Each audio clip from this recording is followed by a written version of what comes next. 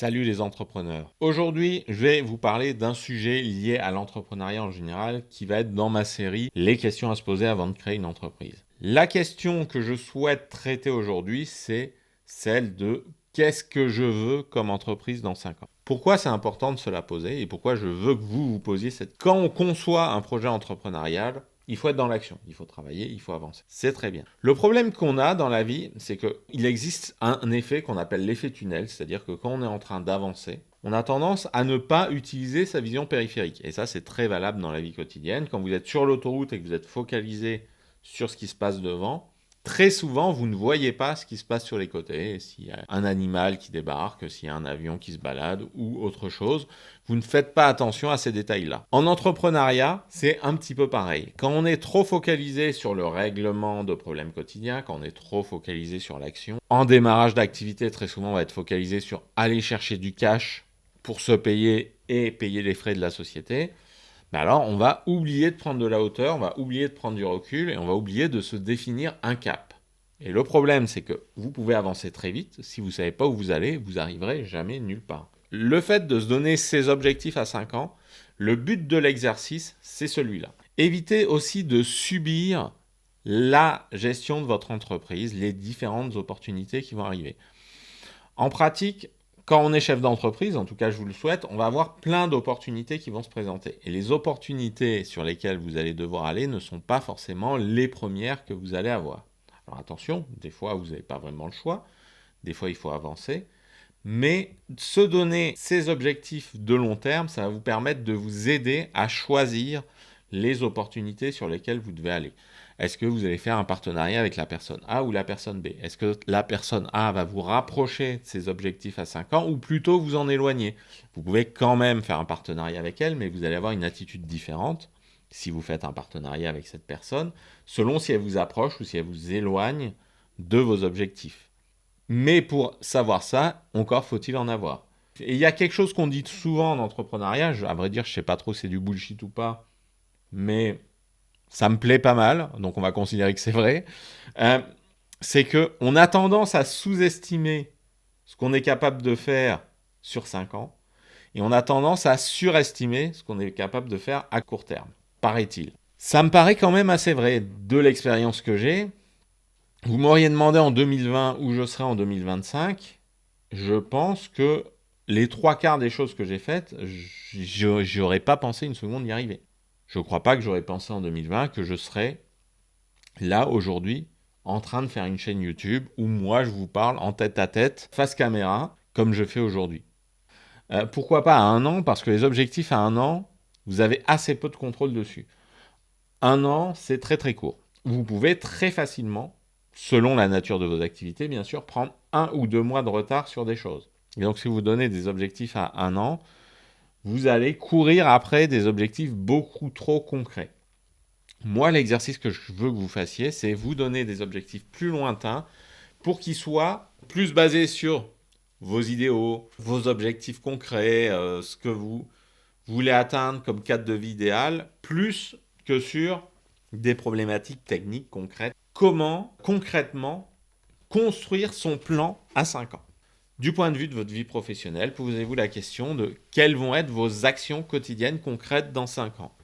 Et là, je ne vous parle pas de ce que vous faites aujourd'hui, mais de ce que vous aimeriez faire demain, de ce vers quoi vous voulez aller. Par exemple, moi, aujourd'hui, je fais de la gestion de projet, par exemple. C'était mon objectif de dans 5 ans de 2020. Ça fait plusieurs années que je fais ça. Je commence à en faire le tour. Et j'ai commencé à réfléchir à d'autres choses. Ce qui m'a semblé acceptable, c'est de consacrer l'essentiel de mon temps à accompagner des chefs d'entreprise. Parce que ça me plaît beaucoup, ça me motive beaucoup et c'est quelque chose sur lequel j'ai une expertise qui est très efficace et très utile pour le collectif. Aider plein de gens à monter des boîtes, ça crée plein d'emplois. Si moi je gère 1 ou 2 projets sur les 5 prochaines années, je vais créer 5 emplois, 10 emplois peut-être.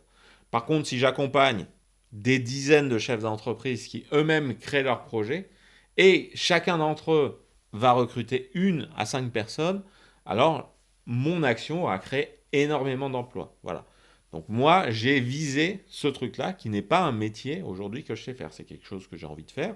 C'est quelque chose que je commence à faire. Quand j'ai défini ces objectifs-là, ce n'était pas un métier où j'avais toutes les compétences. Qu'est-ce que j'ai fait? Je me suis fixé cet objectif, développer des activités, notamment cette chaîne YouTube, qui me permettent de me rapprocher de cet objectif-là.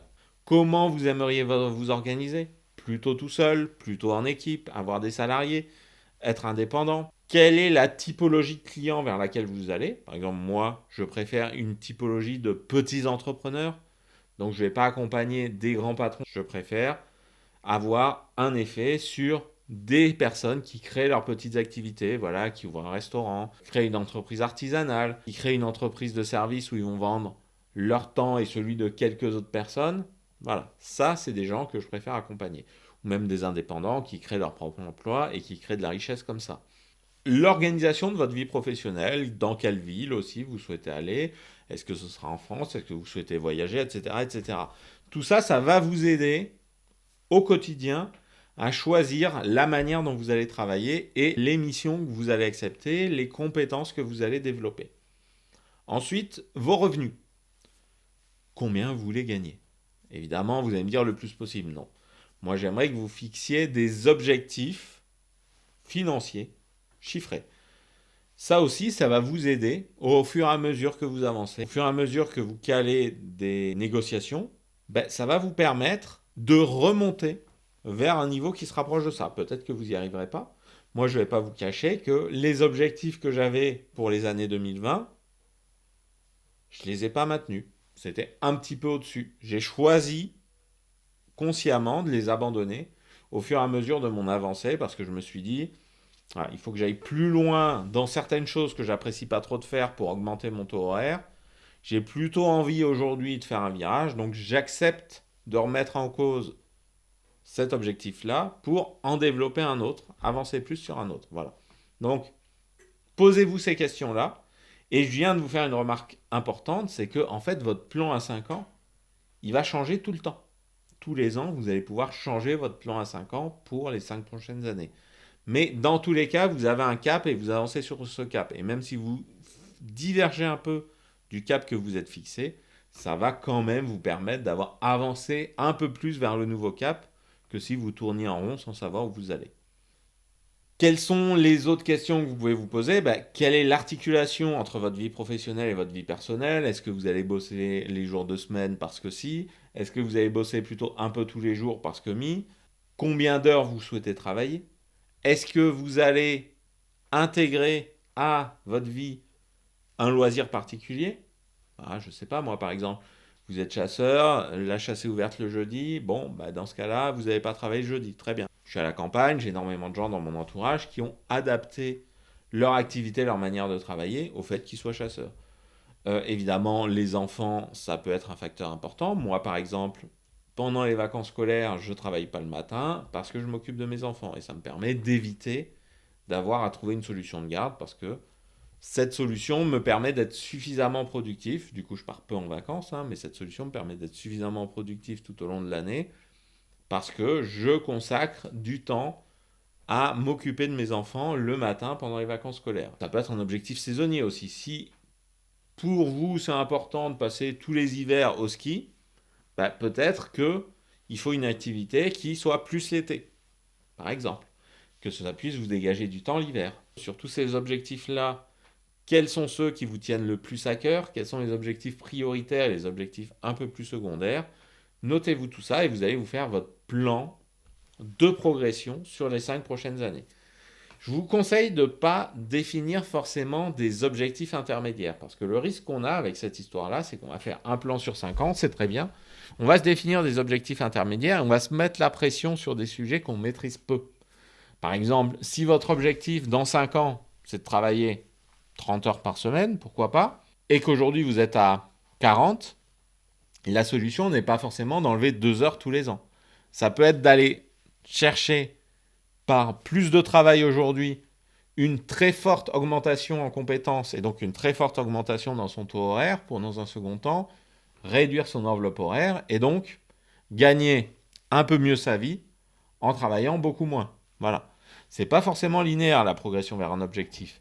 Et comme vous êtes en train de définir plein d'objectifs une galaxie d'objectifs que vous priorisez à un moment donné, mais dont les priorités peuvent changer dans les 5 ans à venir, se définir des progressions linéaires sur telle ou telle thématique, ça peut être contre-productif.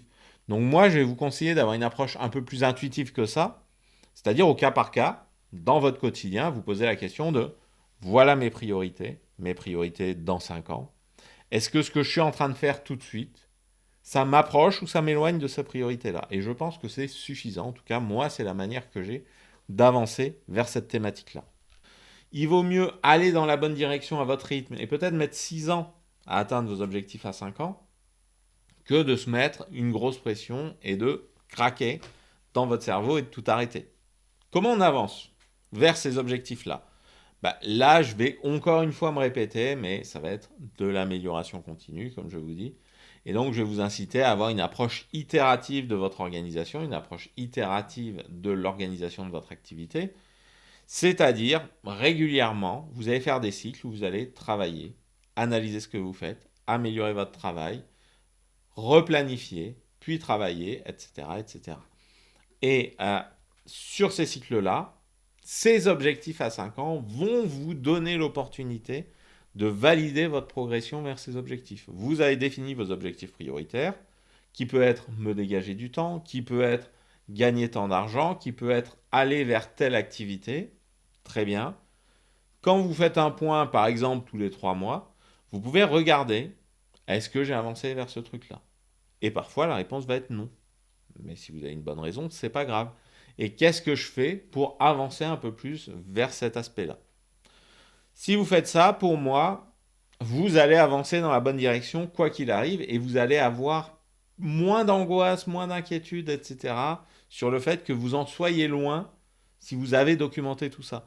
Parce que vous savez qu'il vous reste 1 an, 2 ans, 3 ans pour y arriver, et vous savez où vous en êtes. Et vous avez peut-être aussi détecté plus tôt si vous n'y arrivez pas du tout. Et si vous n'y arrivez pas du tout, vous pourrez prendre en connaissance de cause les conclusions de ce qui vous arrive, soit en vous disant tant pis, c'est pas grave, ces objectifs étaient irréalistes, j'y revois un peu à la baisse en toute connaissance de cause parce que finalement ça me convient, ou de se dire voilà, mon activité ne me permet pas d'aller au bout de mes objectifs, donc je laisse tomber, je choisis une autre voie pour y arriver.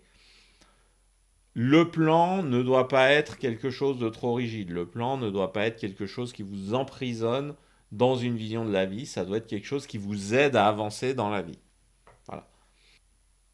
En conclusion, en résumé, à quoi ça sert de se donner des objectifs à 5 ans? Ça permet de se donner un cap, de les suivre, d'avancer et de ne pas être trop dans l'effet tunnel, de ne pas être trop focalisé sur le moment présent et l'étape immédiatement postérieure, mais de prendre du recul, de voir de plus haut, de voir plus loin.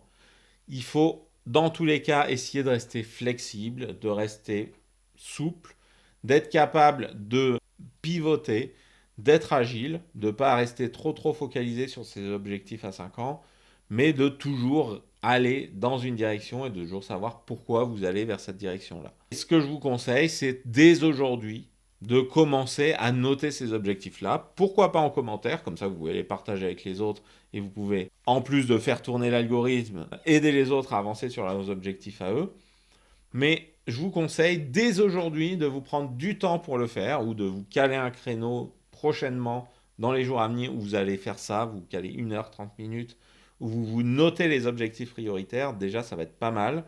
Et vous verrez, quand vous allez commencer à y réfléchir, vous mettre dans une configuration où vous allez le faire plus régulièrement. Et ça va vous mettre le pied à l'étrier. Ce n'est pas votre plan définitif. Votre plan définitif de 2025 pour 2030, il arrivera peut-être dans 2 ou 3 mois, mais il faut commencer tout de suite à poser ces idées sur papier pour que ces idées, plus tard, vous les ruminiez dans votre inconscient et qu'elles deviennent plus claires, elles deviennent plus nettes, elles deviennent plus cohérentes entre elles et elles deviennent plus opérationnelles. Évidemment, je peux vous accompagner là-dessus. Il y a un programme sur Patreon, il y a le lien en description, où on pourra travailler ensemble avec les autres personnes qui suivent le programme ce genre de questionnement. Cette vidéo fait partie intégrante de cet accompagnement. Abonnez-vous pour avoir plus de sujets autour de l'entrepreneuriat. Sinon, il ne me reste plus qu'à vous souhaiter une bonne journée.